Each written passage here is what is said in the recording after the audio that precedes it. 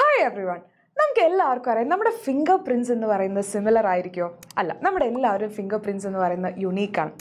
അതേപോലെ തന്നെ നമ്മുടെ ഡി എൻ എ നമ്മൾ എടുക്കുമ്പോൾ ആ ഡി എൻ എയുടെ ചില ഭാഗങ്ങൾ എന്ന് പറയുന്നത് ഓരോരുത്തരിലും ഡിഫറെൻ്റ് ആയിരിക്കും, അല്ലെങ്കിൽ ഓരോരുത്തർക്കും യുണീക്ക് ആയിട്ടുള്ള ഒരു D N A finger print ഉണ്ട് എന്ന് നമുക്ക് പറയാം. അപ്പോൾ ഇത്തരത്തിലുള്ള ആ ഒരു യുണീക്നെസ്, നമ്മുടെ ഡി എൻ എയിലുള്ള യുണീക്നെസ് ബേസ് ചെയ്തുകൊണ്ട് ഉള്ള ഒരു ടെക്നിക്കാണ് എന്ത് D N A finger printing അല്ലെങ്കിൽ ഡി എൻ എ പ്രൊഫൈലിംഗ് എന്നൊക്കെ പറയാറുണ്ട്. ഈ ഒരു ഫിംഗർ പ്രിൻറ്റിങ് ടെക്നിക്ക് ആദ്യമായിട്ട് കൊണ്ടുവന്നത് സർ അലക്സ് ജെഫ്രീസ് ആയിരുന്നു 1985. 1985 അദ്ദേഹം ഈ ഒരു ടെക്നിക്ക് കൊണ്ടുവന്നിട്ടുണ്ടായിരുന്നത്. ഓക്കെ, അപ്പോൾ ഈ ഒരു ടെക്നിക്കിൽ എന്താണ് മക്കൾ യൂസ് ചെയ്യുന്നത്? നമ്മൾ നോക്കിക്കഴിഞ്ഞാൽ നമ്മുടെ എല്ലാവരുടെ ഡി എൻ എ നമ്മളെല്ലാവരും നോക്കിയപ്പോൾ എൻ്റെ ഡി എൻ എ നിങ്ങളുടെയൊക്കെ എടുത്തു കഴിഞ്ഞാൽ 99.9% നമ്മുടെയൊക്കെ ഡി എൻ എ എന്ന് പറയുന്നത് സിമിലർ ആയിരിക്കും.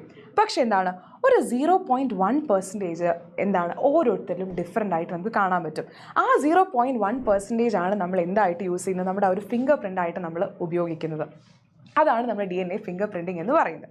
യെസ്, നമ്മുടെ ഡി എൻ എ എടുക്കുന്ന സമയത്ത് നമ്മുടെ ഡി എൻ എ നമ്മൾ എടുത്തു കഴിഞ്ഞാൽ നമുക്കറിയാം നമ്മുടെ ജീനുകൾ, ആ ജീനുകൾ എന്തിനു വേണ്ടി കോഡ് ചെയ്യും? പ്രോട്ടീൻസിന് വേണ്ടി കോഡ് ചെയ്യും. ആ ജീനിൽ നിന്നും പ്രോട്ടീൻസ് ഉണ്ടാകും. പക്ഷേ എല്ലാ ജീൻസും പ്രോട്ടീന് വേണ്ടി കോഡ് ചെയ്യുന്നുണ്ടോ? എല്ലാ ജീൻസും ഇവിടെയൊക്കെ ഇപ്പോൾ പ്രോട്ടീന് വേണ്ടി കോഡ് ചെയ്യുന്ന ജീനുകളുണ്ടെന്ന് വിചാരിക്കാം. ഇതല്ലാത്ത ഒരു ഭാഗമുണ്ട്, അതായത് ഈ ഒരു ഏരിയ നിങ്ങൾ നോക്കാം. എന്താണ് ഇവിടെയുള്ള ജീനുകൾ എന്ത് ചെയ്യുന്നില്ല? പ്രോട്ടീന് വേണ്ടി കോഡ് ചെയ്യുന്നില്ല. ഓക്കെ, നോൺ കോഡിങ് ആയിട്ടുള്ള സീക്വൻസുകളായിരിക്കും അവിടെ ഉണ്ടായിരിക്കും, അവർ പ്രോട്ടീന് വേണ്ടി കോഡ് ചെയ്യുന്നില്ല. ഇത്തരത്തിലുള്ള സീക്വൻസുകളിൽ ചില സീക്വൻസുകൾ, ഓക്കെ, ഫോർ എക്സാമ്പിൾ ATC എന്ന് പറയുന്ന ഒരു സീക്വൻസ്, ആ സീക്വൻസ് എന്ത് ചെയ്യുന്നു? ഇങ്ങനെ റിപ്പീറ്റഡ് ആയിട്ട് വരുന്നു. ATC എന്ന് പറഞ്ഞാൽ ഇങ്ങനെ റിപ്പീറ്റഡ് ആയിട്ട് വരികയാണെന്ന് വിചാരിക്കാം. അതായത് ഈ നോൺ കോഡിങ്ങിലുള്ള സീക്വൻസിൽ ചില സീക്വൻസുകൾ, ചെറിയ ഷോർട്ട് സീക്വൻസുകൾ എന്ത് ചെയ്യുന്നു? ഇങ്ങനെ റിപ്പീറ്റഡ് ആയിട്ട് വരും. ആ റെപ്പിറ്റേഷൻ എന്ന് പറയുന്നത് എന്തായിരിക്കും? ഓരോരുത്തരും ഡിഫറെൻ്റ് ആയിരിക്കും. അതാണ് നമ്മൾ പറഞ്ഞ ആ ഒരു ഡിഫറൻസ് എന്ന് പറയുന്നത്. ഇപ്പോൾ എൻ്റെ കേസിൽ ഇപ്പോൾ എൻ്റെ ATC ഒരു 4 തവണയാണ് റിപ്പീറ്റ് ചെയ്യുന്നുണ്ടെങ്കിൽ നിങ്ങൾ ചിലപ്പോൾ 40 തവണയായിരിക്കും. അത് ഓരോരുത്തരിലും യുണീക്ക് ആയിരിക്കും. അതാണ് നമ്മൾ പറയുന്ന D N A finger print എന്ന് പറയുന്നത്, അല്ലെങ്കിൽ ആ ഒരു ഫിംഗർ പ്രിൻറ്റ്, അല്ലെങ്കിൽ നമ്മളിവിടെ പറയുന്ന ഓരോരുത്തരും യുണീക്ക് ആയിട്ടുള്ള ആ സീക്വൻസ് എന്ന് പറയുന്നത്. അപ്പോൾ ഇതാണ് എന്തിൻ്റെ ബേസിസ്? ഡി എൻ എ ഫിംഗർ പ്രിൻറ്റിങ്ങിൻ്റെ ബേസിസ് എന്ന് പറയുന്നത്. ഇപ്പോൾ ഒരു എക്സാമ്പിൾ നമുക്കൊന്ന് ആലോചിച്ച് നോക്കാം. ഒരു മർഡർ നടക്കുന്നു. അപ്പോൾ ഒരു മർഡർ നടക്കുമ്പോൾ എന്താണ്, അവിടെ നിന്ന് നമുക്കൊരു ബ്ലഡ് സാമ്പിൾ കിട്ടുകയാണ്. അപ്പോൾ ആ ബ്ലഡ് സാമ്പിൾ കിട്ടി, ആൻഡ് നമ്മുടെ മനസ്സിലൊരു 3 പേരാണ് നമ്മുടെ സസ്പെക്റ്റ്. ഇവരിൽ 3 പേരെങ്കിലും ആരെങ്കിലും ഒരാളായിരിക്കും ഈ കൊല ചെയ്തിട്ടുണ്ടായിരിക്കുക എന്ന് നമ്മൾ വിചാരിക്കാം. അപ്പോൾ അങ്ങനെ നോക്കുമ്പോൾ നമുക്ക് അറിയില്ല ഇതിൽ ആരാണെന്ന്. അപ്പോൾ നമുക്ക് അവിടെ ആ ഒരു മർഡർ സീനിൽ നിന്ന് നമുക്ക് ബ്ലഡ് കിട്ടി. നമ്മൾ എന്ത് ചെയ്യാണ്? ആ ബ്ലഡിൽ നിന്നുള്ള ഡി എൻ എനെ നമ്മൾ എന്ത് ചെയ്യും? ചില പ്രത്യേക തരത്തിലുള്ള കുറച്ച് പ്രൊസീജിയേഴ്സ്, അതിനെ കുറച്ച് ജെല്ലിലൂടെയൊക്കെ റൺ ചെയ്ത് നമുക്ക് എന്ത് ചെയ്യുന്നു? ഒരു സാമ്പിൾ നമുക്ക് കിട്ടുകയാണ്. നമുക്ക് ഇത്തരത്തിലുള്ള ഒരു ഇമേജ് കിട്ടുകയാണ് നമ്മുടെ ഡി എൻ എ.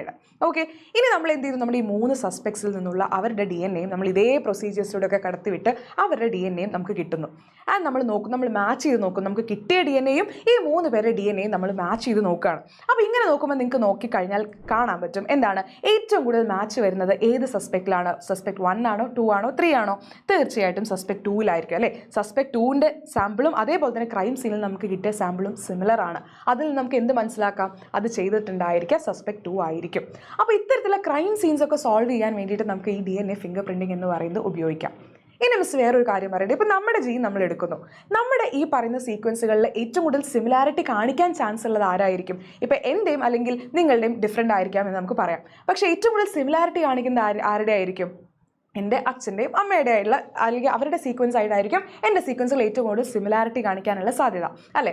അതുകൊണ്ട് തന്നെ നമുക്കിങ്ങനെ പെറ്റേണിറ്റി ടെസ്റ്റുകൾ അല്ലെങ്കിൽ മെറ്റേണിറ്റി ടെസ്റ്റ് ഒക്കെ നടത്താൻ വേണ്ടിയിട്ട് നമുക്ക് എന്ത് ചെയ്യാം? ഇത്തരത്തിലെ D N A fingerprinting techniques ഉപയോഗിക്കാം. ഇപ്പോൾ ആരെങ്കിലും ക്ലെയിം ചെയ്യണം, ആരെങ്കിലും വന്ന് പറയുന്നത് ഇത് എൻ്റെ കുട്ടിയാണെന്ന് ക്ലെയിം ചെയ്യുന്നു, വേറൊരു പാരൻറ്റ് വന്നിട്ട് പറയുകയാണ് അല്ല ഇത് എൻ്റെ കുട്ടിയാണെന്ന് പറഞ്ഞു കഴിഞ്ഞാൽ നമുക്ക് എന്ത് ചെയ്താൽ മതി? ഇത്തരത്തിലുള്ള ഡി എൻ എ ടെസ്റ്റുകൾ ചെയ്ത് കഴിഞ്ഞാൽ നമുക്ക് അറിയാൻ പറ്റും. കാരണം ആ കുട്ടിയുടെ ഡി എൻ എയും ഈ ക്ലെയിം ചെയ്യുന്ന 2 പേരുടെയും അവരുടെ ഡി എൻ എ കൂടി നമ്മൾ വെച്ച് നോക്കുമ്പോൾ ആരായിട്ടാണോ ഏറ്റവും കൂടുതൽ മാച്ച് ചെയ്യുന്നുണ്ടാവുക? തീർച്ചയായിട്ടും അവരുടെ കുട്ടിയായിരിക്കും അത്. അപ്പോൾ അത്തരത്തിലുള്ള പെറ്റേണിറ്റി ടെസ്റ്റുകൾ നടത്താനായിട്ട് നമുക്ക് ഉപയോഗിക്കാം. ഇനി എവിടെയെങ്കിലും മോഷണം നടക്കുന്നു, അപ്പോൾ മോഷണം നടക്കുന്നു, നമുക്ക് പ്രതി ഇതായിരിക്കാം എന്ന് നമ്മൾ കരുതുന്നു. മോഷണം നടക്കുന്നതിൻ്റെ ഇടയിൽ നമുക്ക് അവിടെ നിന്ന് ഹെയർ സാമ്പിളിൽ നിന്നുള്ള ഡി എൻ എ നമുക്ക് ഉപയോഗിക്കാം, ബ്ലഡിൽ നിന്നുള്ള ഡി എൻ എ ഉപയോഗിക്കാം, സ്കിന്നിൽ നിന്നുള്ള ഏതെങ്കിലും ഡി എൻ എ നമുക്ക് ഏത് ഡി എൻ എ വേണമെങ്കിൽ നമുക്ക് യൂസ് ചെയ്യാനായിട്ട് പറ്റും. അപ്പോൾ ഇത് വെച്ച് നമുക്ക് ഇത്തരത്തിലുള്ള കുറേ കേസസ് ഒക്കെ സോൾവ് ചെയ്യാൻ പറ്റും.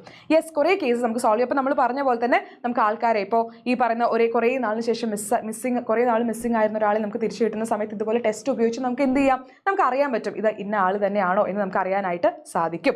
അതേപോലെ നമ്മൾ പറഞ്ഞു സ്കിന്നിൽ നിന്നോ ഹെയറിൽ നിന്നോ നെയിൽ നിന്നോ ബ്ലഡിൽ നിന്നോ ഏത് ബോഡി ഫ്ലൂയിഡിൽ നിന്നൊക്കെ, ഇപ്പോൾ ചീക്കിൽ നിന്നൊക്കെ കിട്ടുന്ന സെല്ലുകളിൽ നിന്ന് നമുക്ക് ഇത്തരത്തിൽ ഡി എൻ എ സാമ്പിൾസ് ഉപയോഗിക്കാം. അപ്പോൾ അത് ഉപയോഗിച്ചുകൊണ്ട് നമുക്ക് എന്താ മർഡേഴ്സും റോബറിയും ഒക്കെ നമുക്ക് എന്ത് ചെയ്യാം? ആ കേസസ് ഒക്കെ നമുക്ക് ക്ലിയർ ആക്കാനായിട്ട് സാധിക്കും. യെസ്. അപ്പോൾ ഈ മെത്തേഡ് എന്ന് പറയുന്നത് സത്യം പറഞ്ഞാൽ DNA ഫിംഗർ പ്രിൻറ്റിംഗ് എന്ന് പറയുന്നത് വളരെ ഒരു ഇമ്പോർട്ടൻ്റ് ആയിട്ടുള്ള ഒരു കണ്ടുപിടുത്തമായിട്ട് നമുക്ക് പറയാൻ പറ്റും. കാരണം ഇത്തരത്തിലുള്ള ഒരുപാട് കാര്യങ്ങൾക്ക് എന്ത് ചെയ്തിട്ടുണ്ട്, ഹെൽപ്പ് ചെയ്തിട്ടുണ്ട് ഈ DNA ഫിംഗർ പ്രിൻറ്റിംഗ് അല്ലെങ്കിൽ DNA പ്രൊഫൈലിംഗ് എന്ന് പറയുന്നത് ഫോറൻസിക്സ് ഒക്കെ ആയിട്ട് ബന്ധപ്പെട്ടുള്ള ഒരു ഏരിയ ആണിത്. യെസ്. അപ്പോൾ ഇതാണ് എന്ത് DNA ഫിംഗർ പ്രിൻറ്റിംഗ് അല്ലെങ്കിൽ DNA പ്രൊഫൈലിംഗ്. വളരെ ഈസി ആയിട്ടുള്ള അല്ലെങ്കിൽ വളരെ സിമ്പിൾ ആയിട്ട് പഠിക്കാൻ പറ്റുന്ന ഒരു ഭാഗമാണ്. അപ്പോൾ നിങ്ങൾക്ക് ഇത് ക്ലിയർ ആയി എന്ന് വിചാരിക്കുന്നു. അപ്പോൾ നിങ്ങൾക്ക് ഇഷ്ടപ്പെട്ടു, ഈ വീഡിയോ നിങ്ങൾക്ക് ഇഷ്ടപ്പെട്ടു എന്നുണ്ടെങ്കിൽ തീർച്ചയായിട്ടും ലൈക്ക് ചെയ്യുക, നിങ്ങളുടെ ഫ്രണ്ട്സിനൊക്കെ ഷെയർ ചെയ്ത് കൊടുക്കുക. കൂടാതെ ഇതുപോലെയുള്ള ഒരുപാട് ഇൻഫോർമേറ്റീവ് ആയിട്ടുള്ള വീഡിയോസ് ഇനിയും നമ്മുടെ ചാനൽ അപ്ലോഡ് ചെയ്യുന്നുണ്ടായിരിക്കും. അപ്പോൾ ആരും തന്നെ ചാനൽ സബ്സ്ക്രൈബ് ചെയ്യാനും മറക്കരുത്. താങ്ക്